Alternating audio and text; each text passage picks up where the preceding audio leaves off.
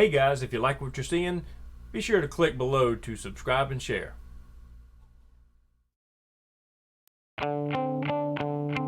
It's not just about the photograph, it's the outdoor experience.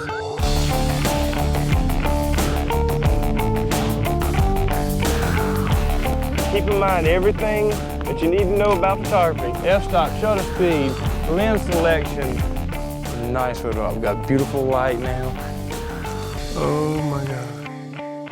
I'm your host, Doug Gardner, and your wild photo adventure starts now. Looks like we got a beautiful morning, Eric.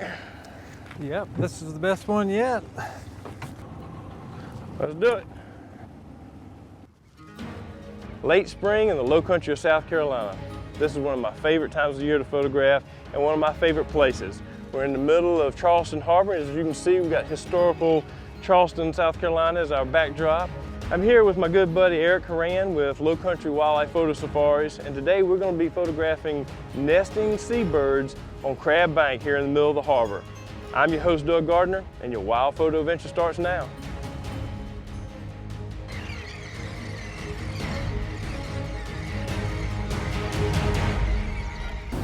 Hey, you know, Doug, we're going to head on here to Crab Bank, but there's an area up here where we could get maybe a last look at some of these migrating shorebirds. They still here? Yeah, well, there's a few stragglers. Most of them left a few days ago, but it's a good spot right up here. I'm game for anything. Okay? Let's do it. All right. This is a beautiful place, Eric. I mean, the birds are everywhere. I mean, look at them flying all around behind us. Yep. Really cool. Yep. And I see why they're here. I mean, look at all the crabs. They're everywhere. These horseshoe crabs. This is a cool animal. These guys come ashore in the shallows here and lay their eggs this time of year. And because of that, we have a large variety of shorebirds that come in and feed on the horseshoe crab egg. Now look at this guy coming in right here, Eric. That is sweet.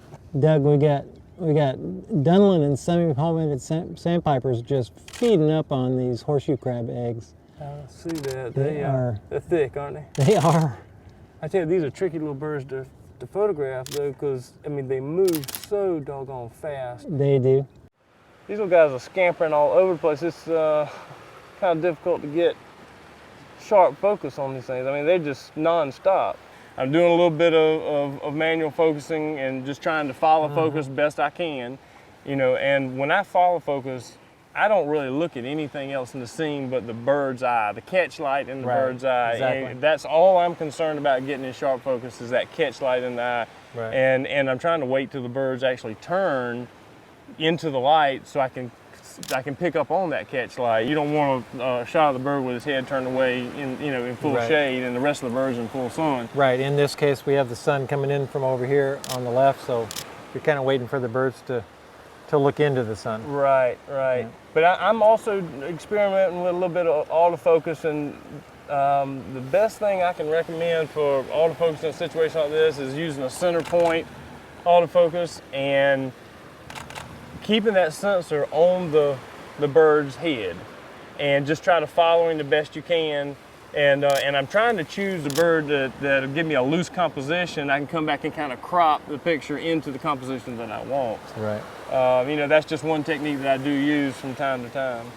One of the things I've noticed over the years, Eric, is with seabirds and shorebirds and even wading birds, they don't seem to be quite as spooky as other animals like game animals and stuff like that. You know, we're not obviously using camouflage today, and you know, there's birds right here within 15 feet of us. And the reason is that we've been here long enough that they're coming in on us now. They're accepting us as part of their world, and really.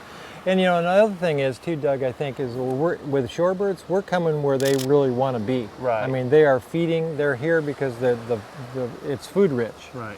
And so they just aren't going to let us keep them from that if we're not threatening them in any way. And we got semi-palmated sandpipers. Willet. Yeah. And Dunlin. They're all kind of mixed in together. Ruddy turnstone. Yeah, and they're all kind of mixed in together. This is really cool. This is. Let's ease up and get a couple more shots, and then I think we need to get on out to Crab Bank.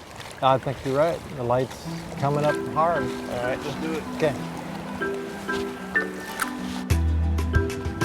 You're on. Let's do it.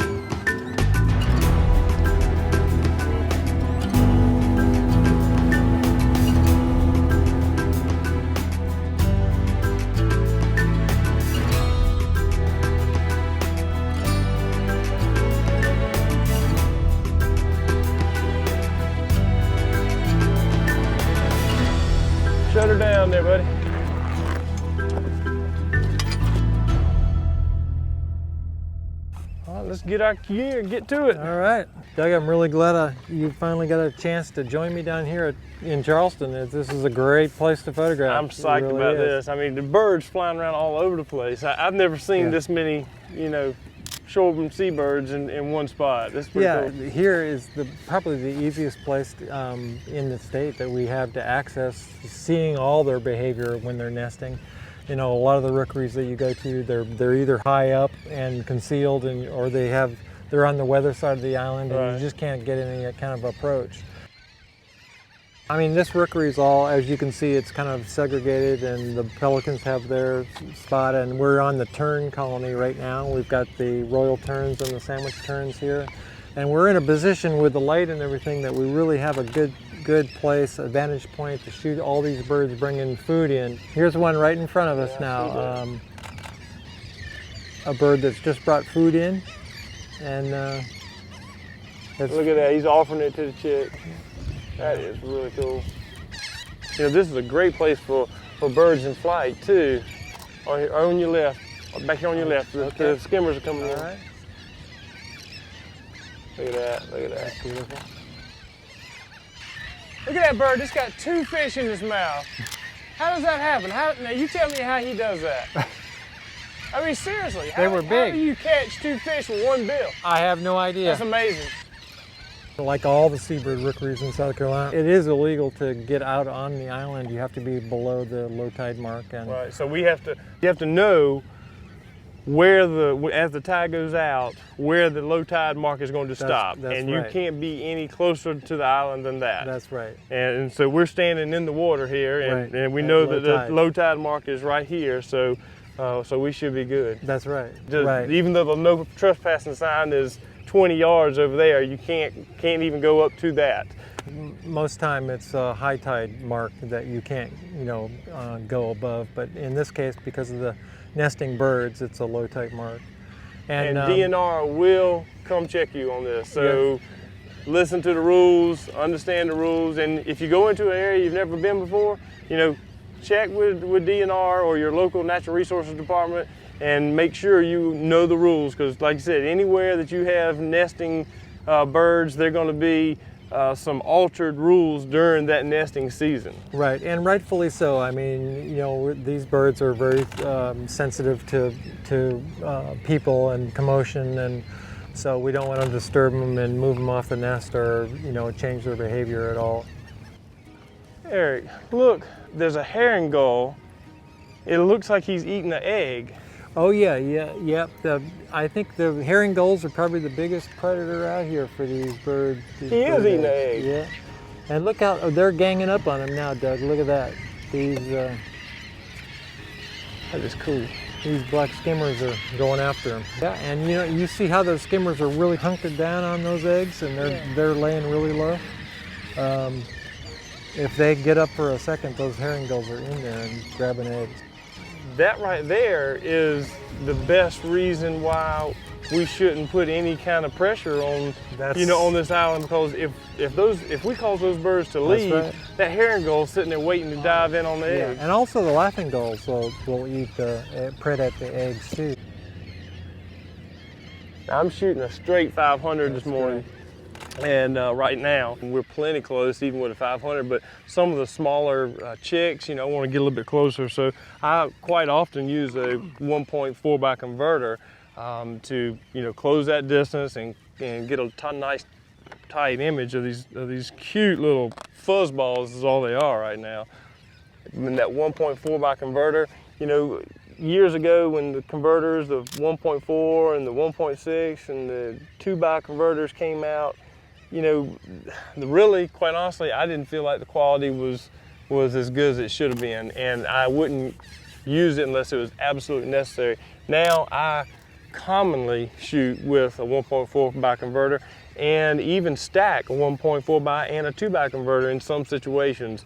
The new technology of converters and lenses and the optics are so good that we have that capability and that luxury of being able to stack converters now, and it really helps with situations like this and allowing you to back off the animal and let the animal behave naturally and completely undisturbed. One thing you might want to do is, though, is stay with your camera manufacturer as far as your converters. Like, don't mix converters. Don't buy an aftermarket converter. Buy the converter that goes with the Absolutely. equipment that you have. Yeah, I mean, it's all electronic now, and you know, a lot of the functions are proprietary, Right. you know, to the specific camera manufacturer. So absolutely, you know, if you're going to shoot Canon, buy Canon, all Canon. If you're going to shoot Nikon, do the same with them. You know, I've adjusted my tripod so that flying birds, I can get them right above the buildings, and the nesting birds, I'm kind of shooting slightly down at an angle to have sand and shells and grass as my backdrop. So this is really cool. The oyster catcher standing there looking. I mean, that can be a nice portrait too, but I love behavioral shots, more so than I do just straight portraits. Well, you bring up a big point, because I think a lot of beginning wildlife photographers miss the you know, they show up, get a shot, and think it's done. But you have to spend some time to really just observe to figure out what it is you want to shoot. Yeah, and what they're going to do next. Yeah. You know, you'll learn from time to time, you know, okay, after a bird, after he preens, almost always he's going to raise up and flap his wings and kind of straighten his feathers back out. Mm-hmm. And I mean, you can pretty much count on it. And, or do a wing stretch, right. Wings straight up. Yep. All right, we got those chicks right down there to the water. We need to get down a little bit lower, see if we can get Get the closer. birds feeding. Yeah, and get closer to their level. There you go. Oh yeah, yeah. This is a nice shot. And these are tern chicks, and they look like little white fuzzy balls of cotton. They are cute as can be. They're all mixed in there together. Yeah. So we've got both the royal terns and the sandwich tern Sandwich chicks. tern. And you can see the size difference, first of all. Yeah, but then definitely. the yellow bills of the royals. All right, look at that right there. The little chicks are looking up at mama. Oh, that's cute. That is cute. I tell you, the skimmers are really cool. I mean, out of all the birds here, the skimmer is the coolest looking one. I mean, they're so classic looking and streamlined looking. They look like little missiles. And even sitting on the beach here, they're all pointing into the wind. Right. And they look like a bunch of arrows just pointing into the wind. Yeah. You hear that? That's a clapper rail. Yeah, so that's another species, clapper rail. But I can certainly hear them. Wow, there's several. Oh yeah, they're all in the Spartanographs. The clapper rail is a very significant bird to South Carolina, in particular the Lowcountry.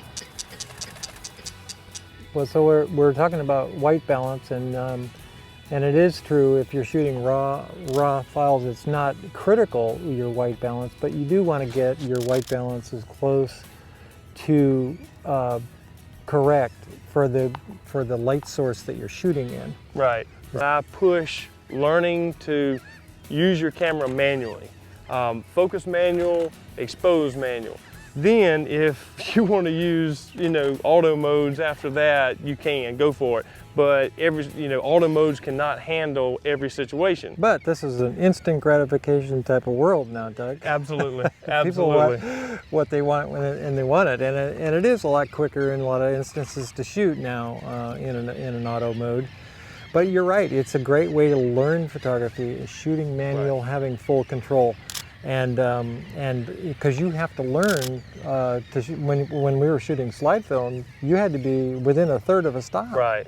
Is critical. There's Exposure. not much forgiveness there at all. And yeah, you really have to learn exposure. Exposure is probably the one thing that there really is not a subjective subject. You Right. really got to learn it and nail it. Yeah, composition Yeah. is subjective, and subject matter, And lighting, even lighting. and all that's subjective and artistic.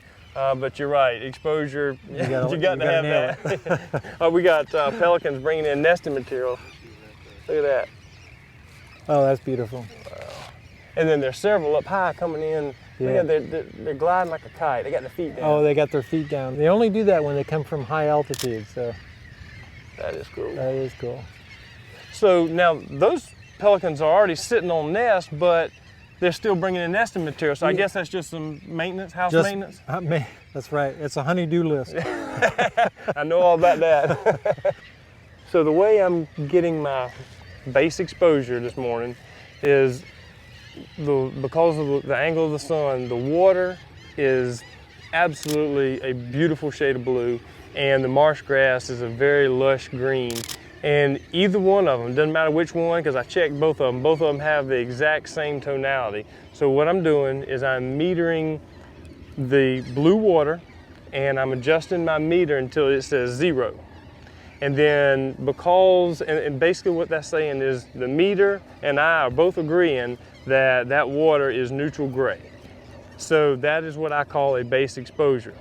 Now I know that most of my subjects here, except for the black skimmer and the brown pelican, are white or mostly white. So I know I need to compensate that base exposure for the amount of light that I actually have on my subject. So with white birds, depending on how bright, how harsh your light is, you're going to compensate anywhere from 2/3 to a stop and a half, depending on light levels. And in this particular situation, because the light hasn't got too harsh yet, I'm at 2/3 of a stop compensation. So basically base exposure, and I've opened up 2/3 of a stop.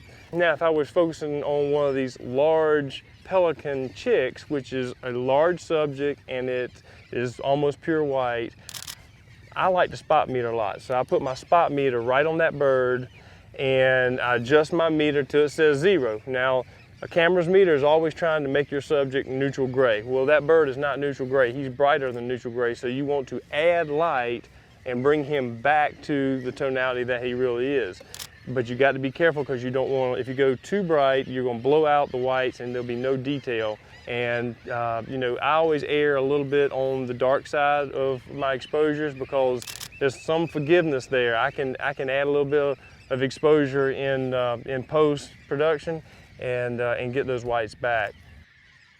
You know, there's a lot of ways to go about shooting. You could go aperture priority, shutter priority, or manual, but you just want to keep in mind that relationship between the f-stops and the shutter speeds, and whether you're prioritizing depth of field or action. And so what I do is shoot aperture priority and use the exposure compensation button to kind of override what the camera is telling you as far as good exposure. And you always need to compensate a little bit when you're shooting white birds or even black birds. And a lot of these birds are both black and white, so you've really got a delicate balance there with exposure. And you know, this time of day, you know, we got beautiful light, and you know, you can use your proper exposures, and you can count on. You can count on what your meters is telling you. But as the light gets harsher, that critical point between pure white and pure black gets really difficult to compensate for.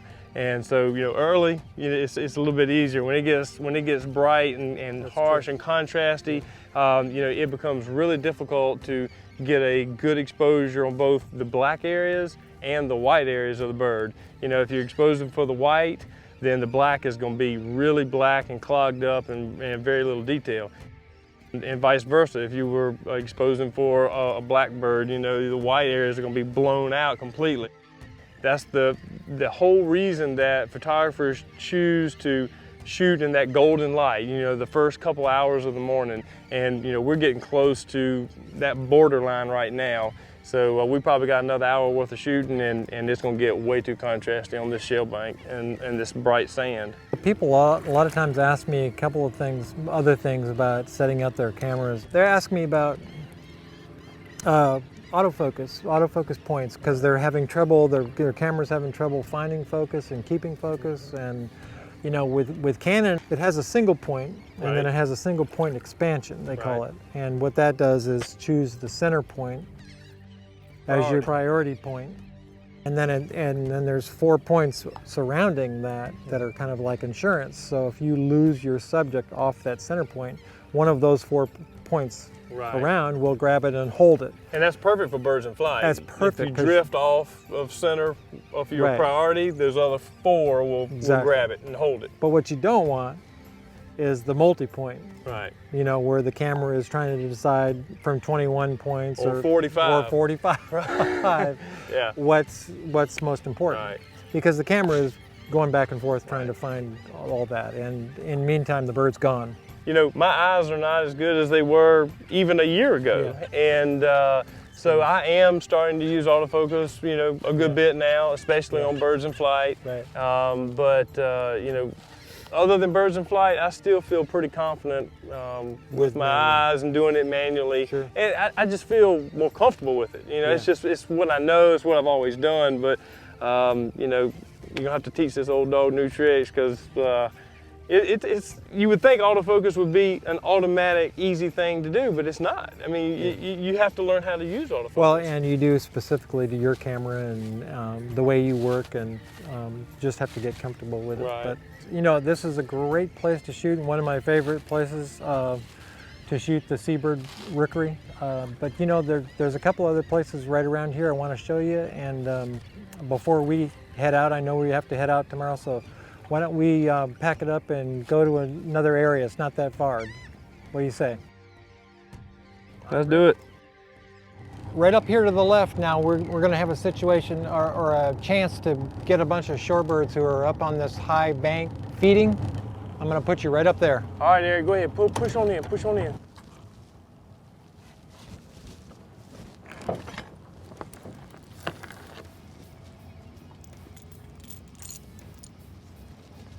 All right, Eric, come up here and hold the boat against the bank for me. I'm gonna try to close the distance just a little bit more.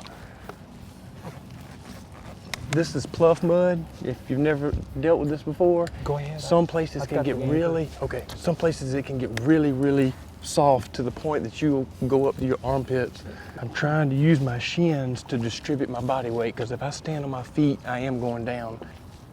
All right, I don't think I'm gonna go much further than this. I think I'm pushing my luck. Oh yeah, that is beautiful. The colors this time of year on these birds are absolutely amazing. They're in full breeding plumage. Wow, wow. This is really cool. We got short-billed dowitchers right here in front of us. We got black-bellied plovers, which is a beautiful black and white bird. And he really stands out from the rest of the birds. Other birds are kind of a reddish rust color to brown and gray. So they kind of blend into a lot of the old dead marsh grass and some of the mud you have out here. Oh, and over here we got dunlin. There's a lot of birds in this small little flat here. This is awesome.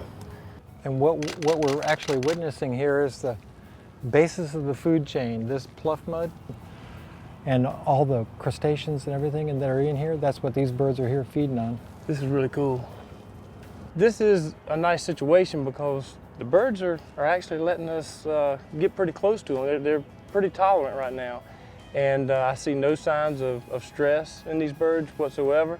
So I'm able to get up on them pretty close. But our light is falling. It looks like we got a storm coming in off there in the distance.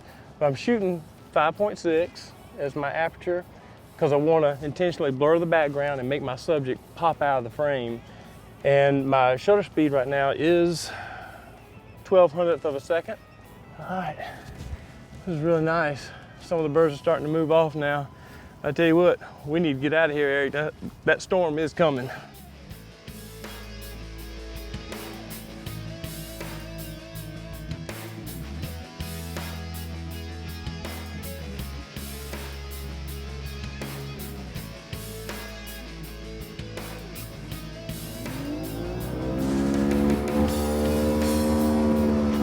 Look out there, we got dolphins. Yeah, there's a potted dolphin out there, and I think I'll work our way up and we'll slow down and you can keep a lens on them. Let's try it, let's try it.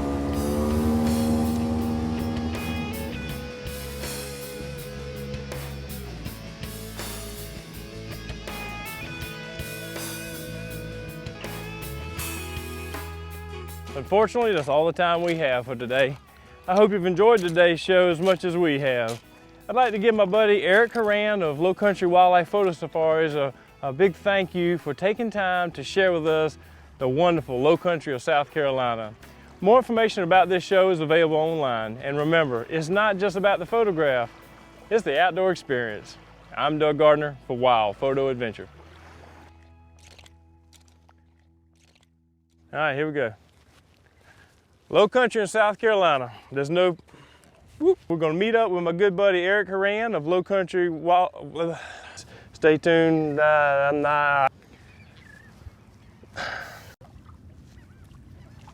Oh, that's real Cut. professional looking. That's just wrong right there. All right, you can cut, because I can't get the anchor up. Doug Gardner's book, Hey guys, The if Nature you of like what you're Wildlife, seeing, and be sure DVDs to of the click Wild below Photo to Adventure subscribe and share. series are available online at Wild Photo Adventure.